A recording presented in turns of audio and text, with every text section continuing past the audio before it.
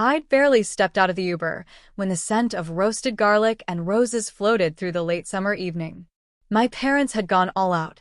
Strings of tiny lights wrapped around the tall iron gates of a Carlton house, a place I'd only seen in society columns. I smoothed the sleeve of my deep green silk dress and drew in a slow breath. 12-hour workdays and cross-country flights didn't rattle me, but a single invitation to a family dinner could still send a tremor through my chest. Inside, the dining room glittered, crystal chandeliers spilling light like champagne. A dozen voices rose in cheerful chaos. My brother Ethan and his wife describing their new townhouse, my sister Hannah laughing about her toddler's first steps. The kind of warm, loud domesticity my parents always held up as the gold standard. Mom spotted me first. "Natalie, you made it." She kissed my cheek and gestured toward a side table tucked against the far wall. 4 children sat there, 2 in booster seats, crayons scattered like confetti. "You can sit right over there, honey," she said, almost absent-mindedly, before turning back to pour wine for Ethan. The kids' table. I felt my smile stiffen, the way it does in boardroom negotiations when someone underestimates me. The silk at my wrist suddenly felt like armor. "Sure," I murmured, though my pulse thrummed with something sharp and unspoken. Tonight, I realized, wasn't just a dinner. It was a reckoning.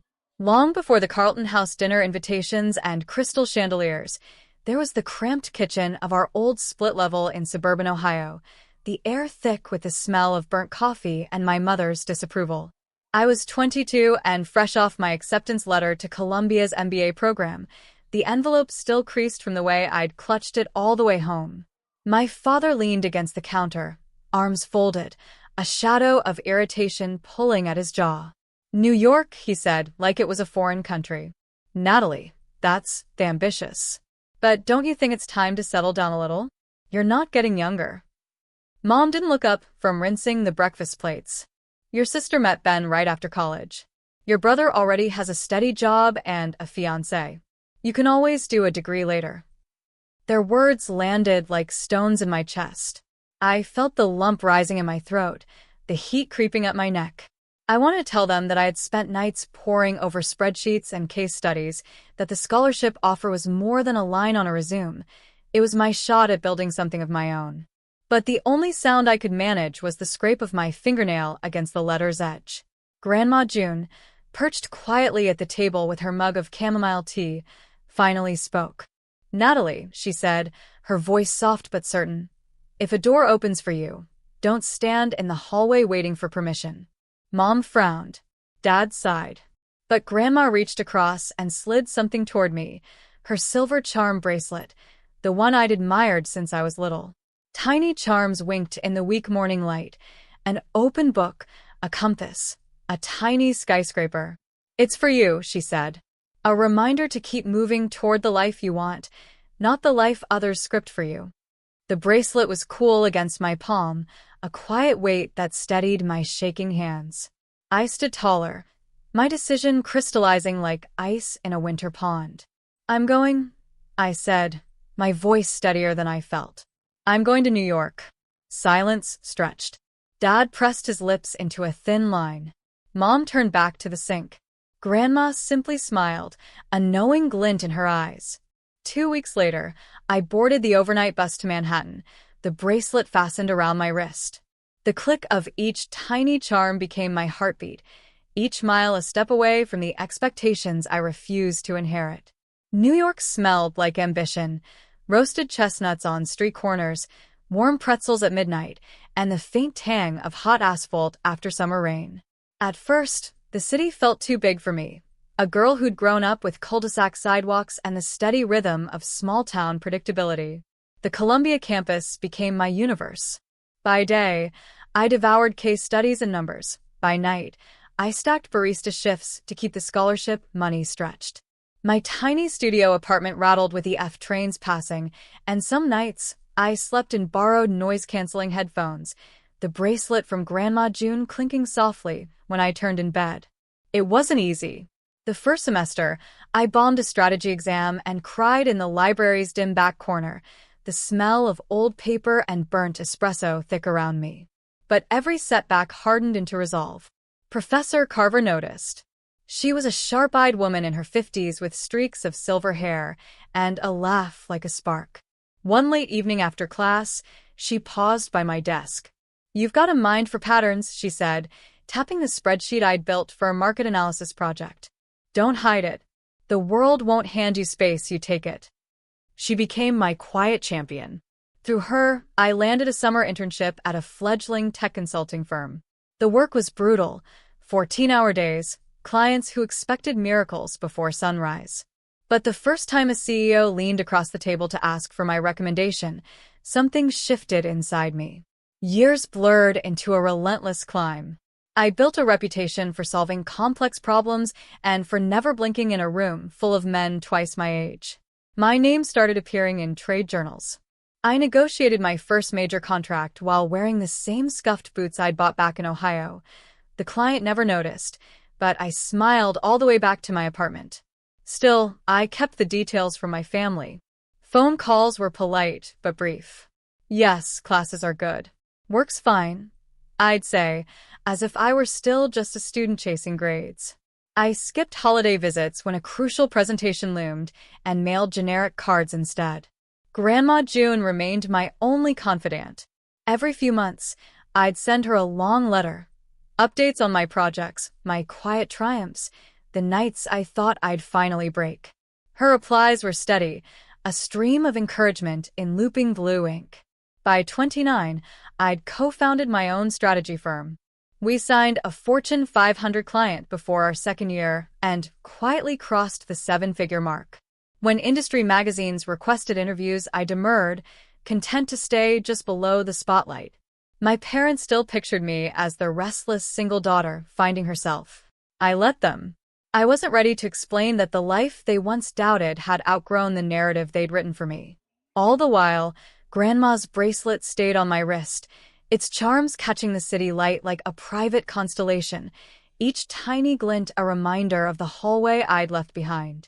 The Carlton House ballroom shimmered like a movie set, crystal chandeliers dripping light across linen-draped tables, a string quartet weaving soft notes through the chatter. I took my seat at the kids' table, the silver bracelet at my wrist catching the glow of 100 candles. Across the room, my married siblings were greeted like royalty. Ethan passed around photos of his townhouse renovation. Hannah's in-laws cooed over a video of her toddler wobbling through first steps. My parents glowed with the satisfaction of parents who believed their blueprint had been followed to perfection. I unfolded my napkin, my smile a careful mask. The children beside me launched into a debate over which dessert looked best. Their crayons rolled like tiny escapees across the white linen. "Still living that city life?" Mom called from the main table, her voice carrying above the music. "We keep telling Natalie she'll get tired of it someday." Laughter trickled around the table like ice in a glass. I felt a familiar prickle crawl up my neck, an echo of the kitchen years ago, of burned coffee and the weight of unspoken doubts. Only now, that weight had transformed into something sharper, steadier. Before I could answer, a deep voice behind me interrupted. "Ms. Brooks," said Jonathan Keller, the CEO of my largest client. He strode into the ballroom with the easy confidence of a man used to commanding attention. "I hope you don't mind me stopping by. I wanted to thank you in person for the brilliant rollout. Your team saved us months." A hush settled over the tables. Forks paused midair. My father blinked. Jonathan extended a hand. "Ladies and gentlemen, you may not realize it, but Natalie here runs one of the fastest-growing strategy firms in the city. We consider her indispensable." My mother's wineglass trembled against the tablecloth. Hannah's eyes widened. Ethan mouthed something I couldn't read. I rose slowly, the silk of my dress whispering as I moved. "Jonathan, thank you," I said, my voice steady, carrying. "But you give my team too much credit. We just love a challenge." He smiled, gave a short nod to the room, and disappeared as swiftly as he'd arrived, leaving a wake of stunned silence. Mom finally found her voice. You run a company?" "I do," I said lightly, sliding my chair back toward the main table. "We work with national clients. We crossed 8 figures in revenue this year. The children at my former table gaped. One dropped a crayon, the sound a tiny clatter against the floor. Dad cleared his throat, his eyes darting between me and the bracelet that winked beneath the chandelier's glow. Why didn't you tell us? I rested a hand on the back of an empty chair at the grown-ups' table. Because for years, you told me what success should look like, rings and white picket fences. I wanted to show you, not tell you, what it can look like when you build it on your own terms. The room held its breath. Even the string quartet seemed to soften, the final note of their melody lingering like a question. Hannah finally spoke, her voice small. Nat, that's incredible. I offered a quiet smile. Thank you. Then I slid gracefully into the empty seat beside my parents, the bracelet cool against my wrist, the kids' table, now a distant island behind me. The silence broke, not with laughter this time, but with something heavier, more thoughtful. My mother reached for my hand, her fingers trembling. For once, she had no ready script. For a long moment, nobody spoke. The clinking of silverware from nearby tables sounded almost foreign, like echoes from another world. My mother's hand remained on mine, fragile and cool. Dad cleared his throat again. Natalie, we clearly misjudged. I lifted my palms slightly, not to silence him, but to steady the air. Dad, this isn't about rubbing anything in. It's about how we talk to each other.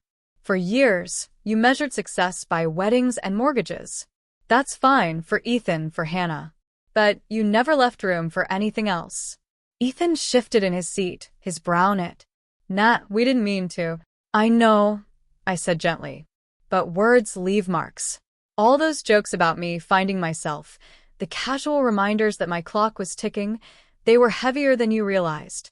Mom's lips quivered. We just wanted you to be happy. I believe that, I replied, softening. But happiness isn't one size fits all. For me, it meant risking everything in a city where no one knew my name, and building something that was mine, completely mine. I let the silence settle before I continued. If we're going to have a real relationship now, I need a few things from all of you. My gaze swept across the table, my parents, my siblings, even Hannah's husband who had been uncharacteristically quiet. First, no more comparing our lives as if there's only one right path. Second, respect, genuine respect for each of us, no matter the choices we make. And finally, I glanced down at Grandma June's bracelet, the charms glinting like tiny promises. I want us to start listening to each other without trying to fix or rank what we hear. Hannah exhaled slowly. That sounds fair, she said.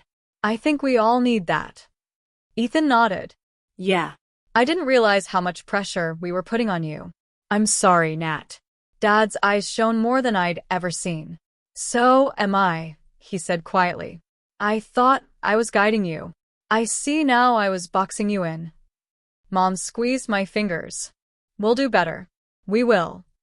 I smiled, the tension that had coiled in me for years loosening at last. That's all I want, I said. We can build something new together if we're all willing. The quartet began a slow waltz, the notes unfurling like a sigh of relief. For the first time in years, the distance between us felt bridgeable. I straightened in my chair, no longer a guest at the kids' table, but the woman who had redrawn the boundaries of our family story, on her own terms. As dessert plates arrived, slices of lemon tart crowned with curls of candied peel, the mood around the table softened. The sharp edges of surprise had worn into something warmer, like the glow after a long storm. Hannah reached across the table first.